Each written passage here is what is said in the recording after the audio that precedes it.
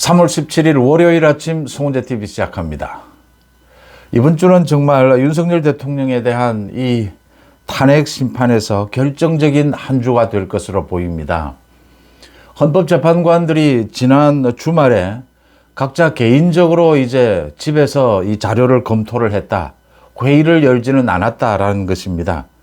그래서 오늘 아마 회의를 다시 재개하게 될 텐데 가장 먼저 한덕수 전 국무총리에 대한 이 선고부터 먼저 해야 하지 않느냐. 빠르면 오늘 이 부분이 결정될 것으로 보입니다. 지난주까지 그러니까 헌법재판소 주변과 법조인들, 헌법재판소를 출입하는 기자들, 또 여야 정치권에서 파악하고 있는 것들 모두를 종합해 보면 헌법재판소가 완전히 둘로 나뉘어 있다. 그러니까 한덕수에 대한 선고를 미루고 윤 대통령에 대한 탄핵 선고를 먼저 하자라고 하는 이 문영배를 비롯해서 윤 대통령에 대한 탄핵 선고를 인용 쪽으로 몰아가려고 하는 이런 측과 분명하게 정영식 주심을 비롯해서 여기에 반대 의사를 분명하게 표시를 했다. 한덕수를 먼저 해야 한다. 그 다음 이 윤 대통령에 대해서 이게 절차상의 하자, 절차상의 흠결이 너무나 많다. 윤 대통령에 대해서 각하하는 것이 맞지 않겠느냐. 전체 지금 재판관들의 의견은 어떻게 해서든 만장일치로 가자. 만장일치로 가야 이 재판관들의 부담도 덜고 또 지금 쪼개져 있는 국민 통합에도 도움이 된다. 지금 현재 만장일치로 갈 수 있는 것은 각하밖에 없지 않느냐. 인용으로 가면 재판관들의 의견이 나뉠 수밖에 없다. 이 기각도 마찬가지다. 기각에서도 기각을 놓고 내용을 검토하면 모두 달라질 수밖에 없다라고 하는 것입니다. 절대로 지금 문영배가 주장하는 인용 쪽으로 이 만장일치로 가는 것은 불가능하다라는 것이 지난주까지 드러나 있는 헌법재판소의 분위기입니다. 여기에 따라서 민주당은 지금 초조해하고 있고 국민의힘은 조금 느긋하게 여유를 찾은 이런 모습들입니다.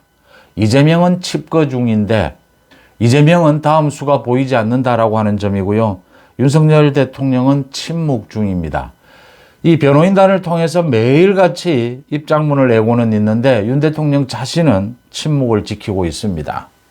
많은 것들이 유동적이긴 하지만 굉장히 유리하게 돌아가고 있다. 이제 오늘부터 이 재판관들의 회의를 통해서 하나 둘씩 결정이 될 것이다. 한덕수에 대해서 이 탄핵 기각입니다. 이건 8대 0입니다. 한덕수에 대해서 탄핵 기각, 이걸 먼저 하느냐. 윤 대통령에 대해서 선고를 먼저 하느냐.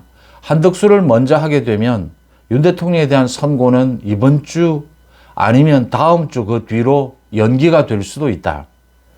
마침 다음 주 26일 이재명에 대해서 선거법 위반 2심 선고가 내려집니다. 그러니까 3월 26일 이재명에 대해서 2심 선고가 내려지면 대법원에서 확정 판결이 2달 안에는 나올 수 있을 것이다. 한 달은 걸리게 된다. 이게 지금 대법원에서 심리를 시작하기 전에 자료, 서류를 제출하고 전달받고 하는 이 기간이 이걸 더 단축할 수는 없다. 그런데 대법원에서 굉장히 서두른다면 5월 26일 안에는 이 이재명에 대해서 선거법 위반 확정 판결을 내릴 수 있다라고 하는 것입니다. 이게 전체적인 앞으로의 이 전국 일정에 있어서는 그래도 여권에서는 여유를 좀 가질 수 있는 그런 가능성으로 남아있다라고 하는 점입니다. 헌법재판관들이 이렇게 두 쪽으로 나뉘었다. 정형식이 주도권을 잡았다라고 하는 점입니다. 문영배가 진행을 하는 이 윤 대통령에 대해서 탄핵 인용 이렇게 밀어붙이는 것이 이제 정영식 주심을 비롯해서 김복형 재판관 등이 여기에 반대를 하면서 이렇게 진행하는 것은 상식이 아니다. 법리가 아니다. 반대를 하게 되면서 문영배의 주도권은 완전히 상실이 됐다라고 하는 것입니다. 어차피 3명입니다. 최소한 3명만 확보가 되면 윤 대통령에 대한 탄핵 인용을 막을 수 있습니다. 그래서 헌법재판소의 분위기가 굉장히 바뀌게 됐고 오늘부터 이제 하나 둘씩 결정을 하게 될 텐데 이 부분에 맞춰서 윤 대통령의 변호인단이 이제 마지막으로 이 의견서를 제출을 하겠다라는 입장입니다. 마지막으로 제출을 하는 것은 공수처와 검찰의 그 조서입니다. 검찰 조서, 수사 기록입니다. 이것이 모두 증거 능력이 없다. 이건 이미 중앙지법에서 지귀현 부장판사입니다.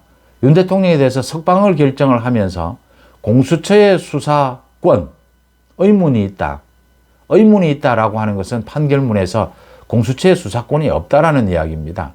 공수처의 수사권이 없다면 공수처의 수사 기록은 증거 능력이 없습니다. 검찰에도 수사권이 없습니다. 검찰 조서도 증거 능력이 없습니다. 지금 윤 대통령이 아닌 다른 사람들에 대한 수사, 이 부분의 조사를 가지고 증거 능력으로 채택을 했습니다. 헌법재판소가. 당사자가 동의하지 않는 검찰 조서는 증거 능력으로 채택할 수 없습니다.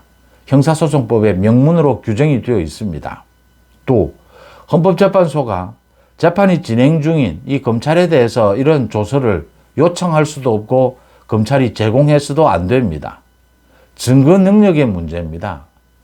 현직 대통령에 대해서 지금 탄핵과 수사를 하는 부분을 이걸 불법으로 이렇게 불법적인 증거 능력 채택은 안 된다라고 하는 의견서를 오늘 제출을 할 것으로 이렇게 보입니다. 마지막 이제 최종 의견서입니다. 그러니까 계속해서 지금 막판이 되면서 이 윤 대통령 변호인 측에서 제시하고 있는 의견서는 주로 절차적인 흠결입니다. 절차상의 하자입니다. 윤 대통령에 대해서 이 탄핵 사유의 가장 결정적인 사유인 내란죄 부분을 국회와 이 헌법재판소가 이 내란죄 부분을 빼버렸다. 이걸 문형배가 받아들였다.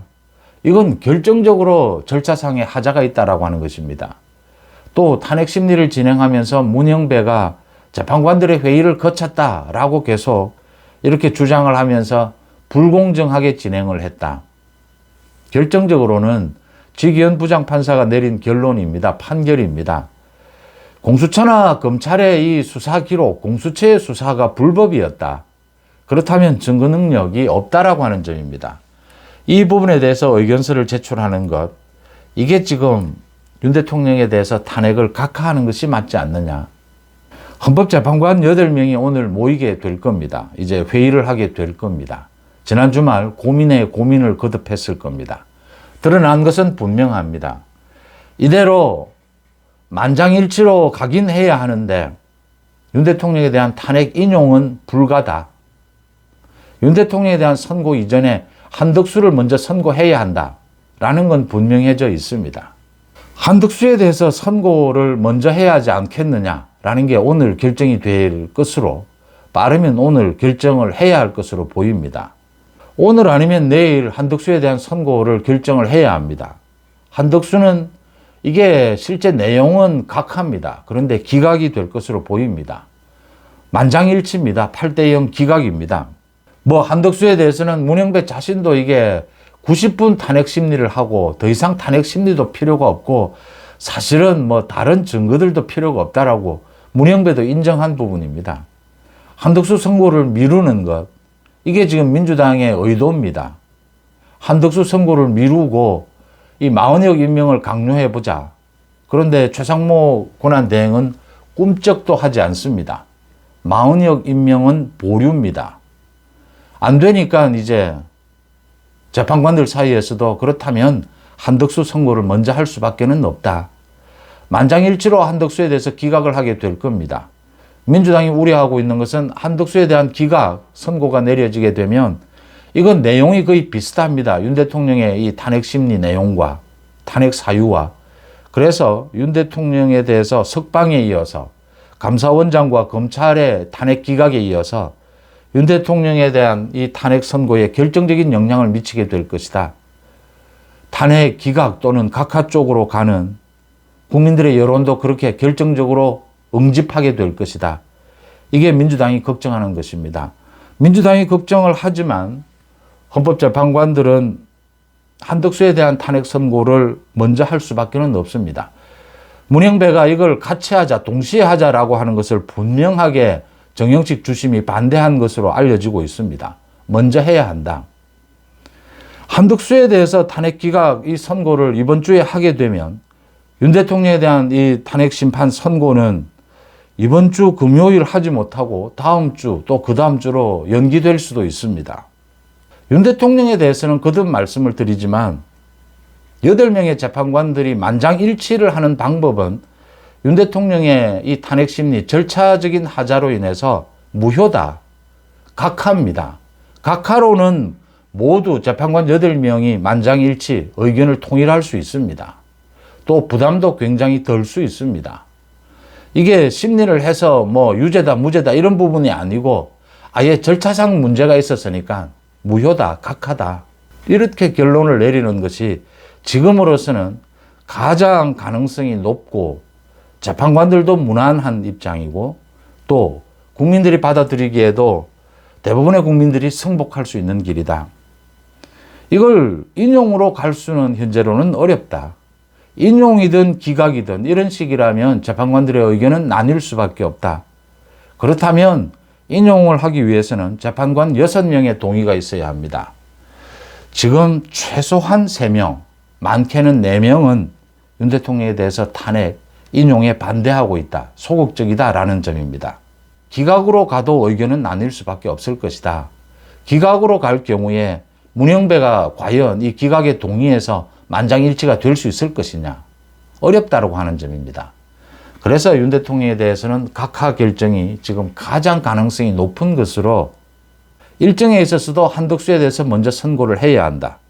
그렇다면 윤 대통령에 대한 선고는 이번 주 하지 못하고 늦춰질 수도 있다.